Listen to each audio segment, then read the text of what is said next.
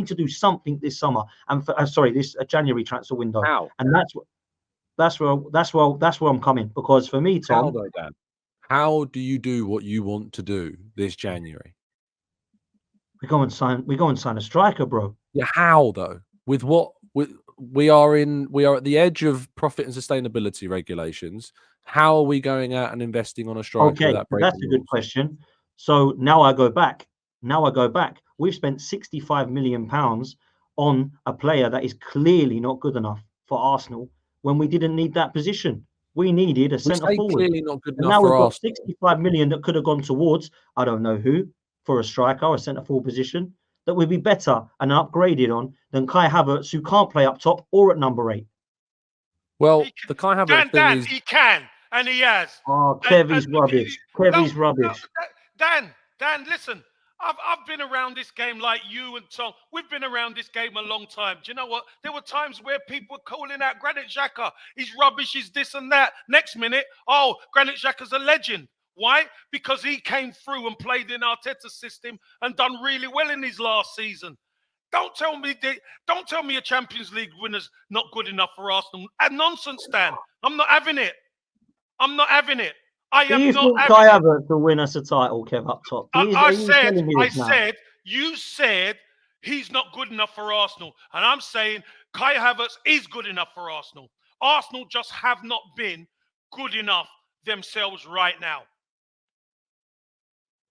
We were top of the league with Kai Havertz in it.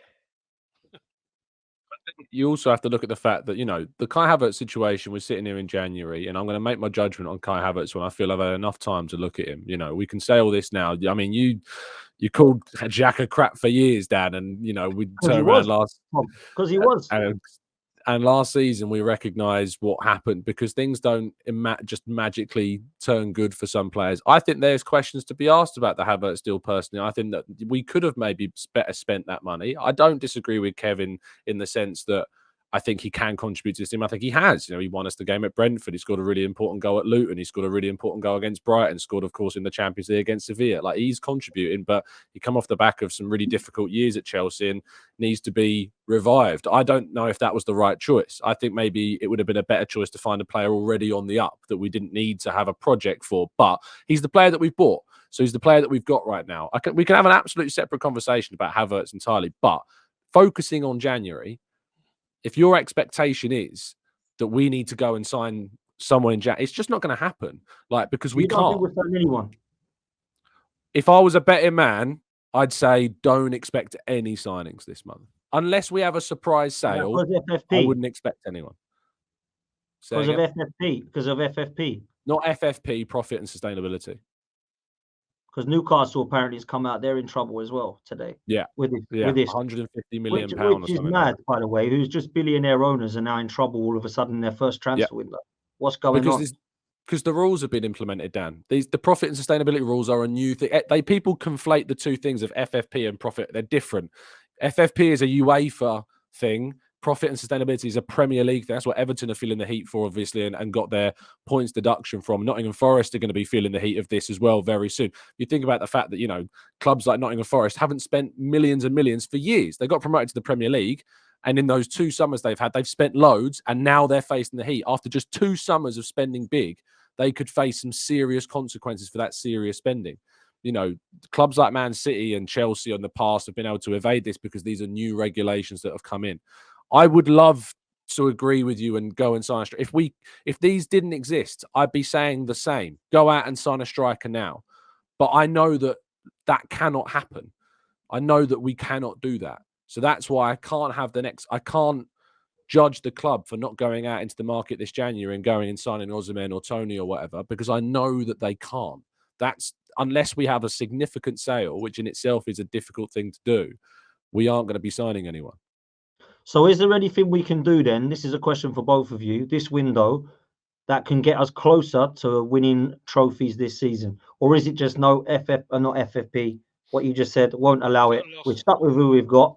We can't sell anyone. We can't get rid of Eddie. We can't get rid of Nelson. We can't get rid of Smith Rowe. Try and get some money. We can't look at getting rid of a fit Thomas Partey if he's not going to be fit for us the whole year. Or Ramsdale might want to move our way. We can't do any of that stuff to try and get some funds in. Surely we can do some selling, no? Go on, Casey. Go on, Kev. You can sell. You can sell. You can loan. That's one thing you can do. You can try and work smart, Potsy, and bring in some help. Yeah, you might not get that main striker you wanted or whatever, but you might be able to find a couple of gems who can come in and help. I think that's the key, Dan. Come in and help, and a fresh face here and there is always good around the club, always good for a fan base to see new players come in who might be able to excite the club. I mean, obviously we're getting linked to this one, that one, midfield, Mayoral as well, etc. It doesn't. It's not for me. It's not the amount of money you spend. It's what is the quality of the player who you sign. I think that's more important. And does he fit what we want to do? Now, I still think there's an Arsenal squad there, Dan, who haven't played as well as they can. They can play a lot better than they did first half of the season. A lot better. The front four, especially. And do you know what? I'm going to chuck Trossard into that one for a part. Havertz into that as well. They can play better. So they've already proven they could be top of the league. Let's concentrate on what we've got. If you can bring somebody in, bring it in. But I still think that these guys can do a lot better than they're doing. A lot better. Listen, there's no doubt about that, right? There's no doubt about that. But unfortunately, a lot does lie at the manager's door. And this is what I wanted to come to. Tom, I'll throw it back to you here, right? The goalkeeping situation, it's not been a mess, but it hasn't really been great this season, in my opinion. And that is on the manager. I think the way he's dealt with it isn't great. But I actually had nothing against Raya coming in. I just didn't really feel it was dealt that well. And it hasn't worked because it hasn't been an Alisson or Ederson upgrade. It's been someone who I think is worse than Ramsdale, right? So that's on the manager. I feel we've been left short in defence, and I said that to you. And then when Timber got injured and we still had Tierney at the club, he was allowed to go out on loan. And I sat there thinking, who's he bringing in? The answer was nobody. And now we're short at left back and we're playing Kiwior there, right? I think that's on the manager. And probably Edu if you want to throw him into the mix in terms of transfers. In midfield, we needed somebody as well as Declan Rice who could actually play more box-to-box, in my opinion. I think we've got a lot of sixes and a lot of tens or attacking eights, but we haven't really got anyone, in my opinion, that can do the Granit Xhaka role. Maybe it is Rice, but he's had to drop at the moment to play in the six because they don't trust Jorginho, right? So that is on them too. Then up top, I've always felt we've been short. And let's be real, we got rid of Aubameyang, Lacazette and Pepe, and I can't tell you the three that replaced them because I still think we're short, and I'm not sure that we have replaced all three yet. So I feel like in every department, Tom, I'm still looking to go, how many more windows do we need? We've had 8. We're still not quite there. I understand it's not going to be like that, right?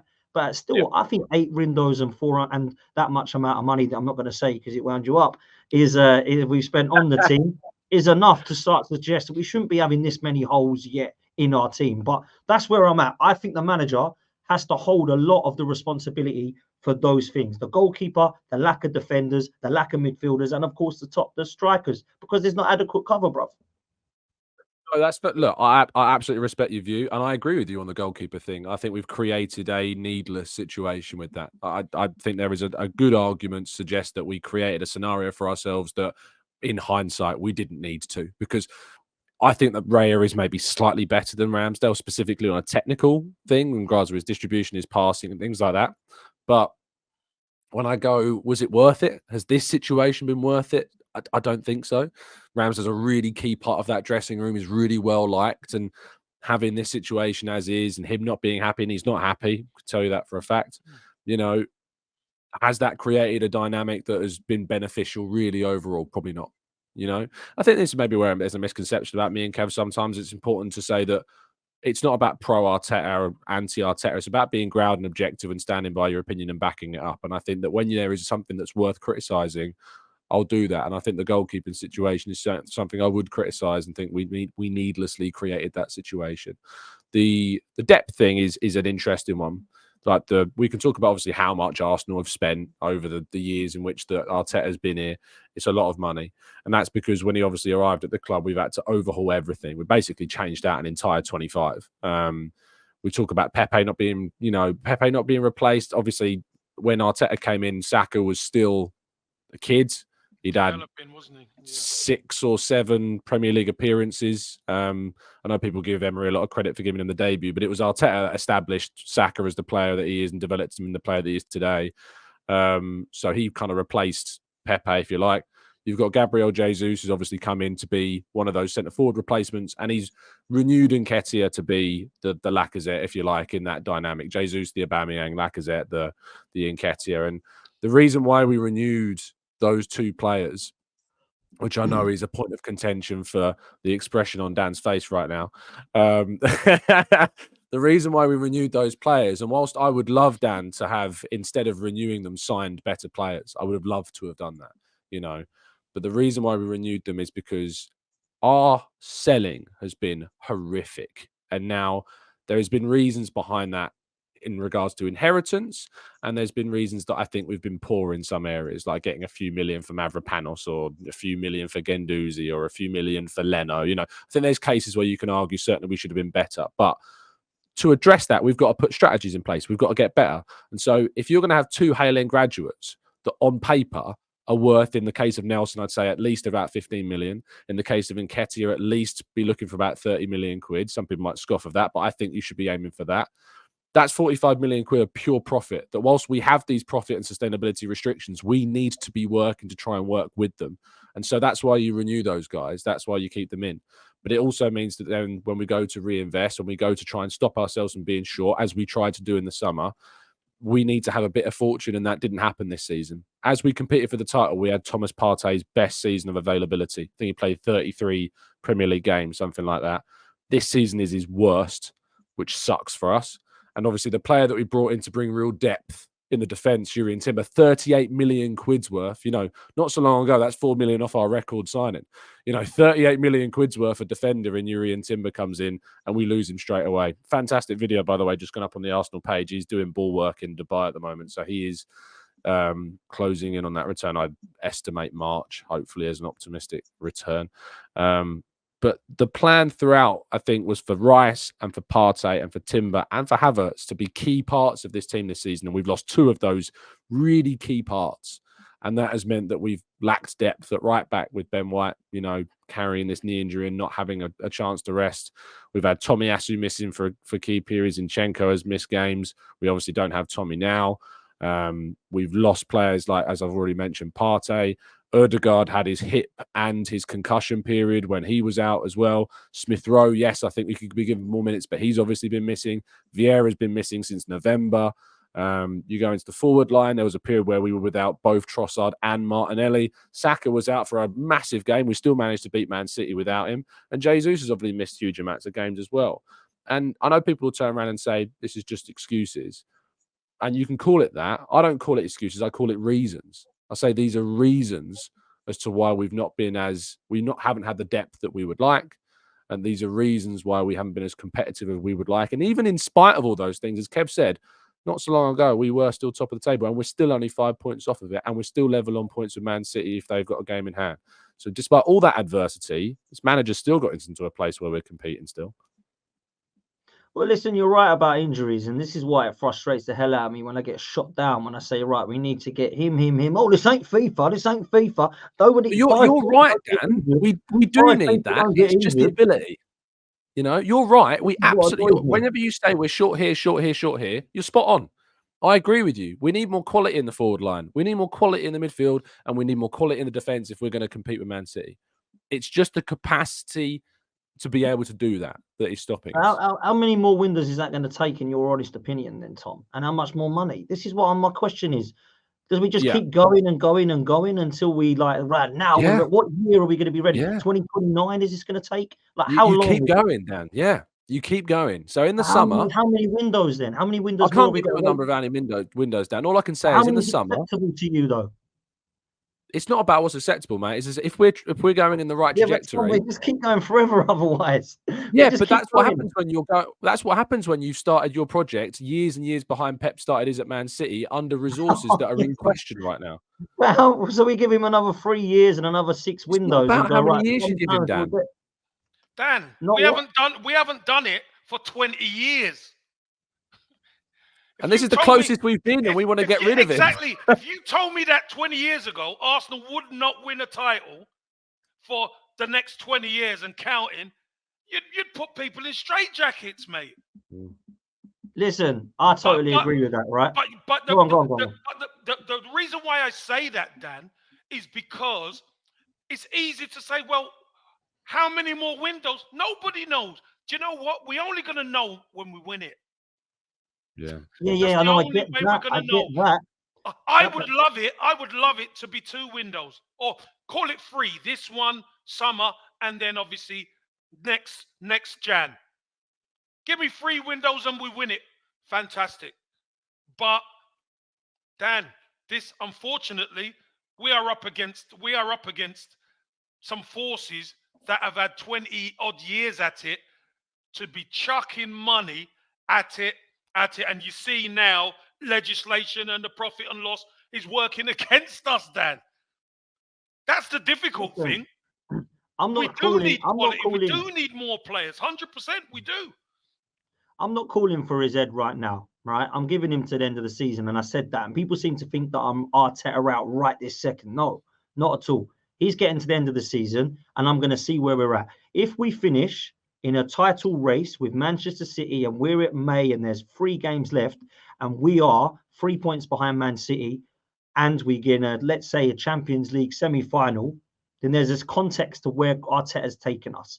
If we've lost to Porto and we're looking like it's a top 4 race, we can have the conversation about how much pressure he's under as a fan base, ownership, whatever. And there should be pressure, by the way, because we are Arsenal. We're not, like, no disrespect to West Ham and Everton's and Burnley's and teams like that. We don't expect that as an amazing season just to be playing in the Champions League. It's not, that shouldn't be about taking part. It should be about winning. This is what I grew up on, winning, right? And that's what I'm trying to get back to. Now, I appreciate you don't entitle to it. It don't happen overnight. But for me, I think we've been incredibly patient as a fan base for over 20 years for titles, 30 for a European title and League Cup, which we seem to keep throwing in the bin, by the way, which I'm not a fan of. No, I'm not happy about it. I'm not happy about it. I'm not happy about it either. We haven't been good enough. Europa League, we weren't good enough, in Europa League, without a doubt. And if he didn't have the progression in the league to save himself, and damn where I was after that Villarreal semi-final, exactly where I was. I didn't see a way forward. And you were right to be. Yeah, I did not see a way forward. And I thought any other club like Arsenal, if it was a Chelsea, a Man United, a City, a Liverpool, if we'd have lost in the semi-final, if they'd have lost in the semi-final to Unai Emery's Villarreal, I think the manager would have gone. And I did a show all about how I felt that it was the right time then to move on. I'm glad that I was wrong. I'm glad that we stuck with him. I'm glad that we got through that because his league progression and getting us back into the Champions League is what has saved him from the poor performances in the cup competitions. The Champions League is a real opportunity for us this season. If we go out against Porto, I'm going to be livid. If we go out against Porto. Absolutely livid. Yeah. Because it's unacceptable to go out against Porto in the Champions League at this stage. That is a draw that we should be winning. And to be fair, we've never won in Porto, not under Arsene Wenger, we've never won in Porto. But that is not an excuse to knock Porto out of this competition. We should be knocking them out, and I'll be very disappointed if we don't. And it's not a case of sacrifice. I haven't got too much of a calm if the argument last season was we went out of the Europa League because we had a real tough, title challenge we were going for. You don't do that with the Champions League. It's different. It's just different gravy. So you can't chuck it for a league. You have to beat them.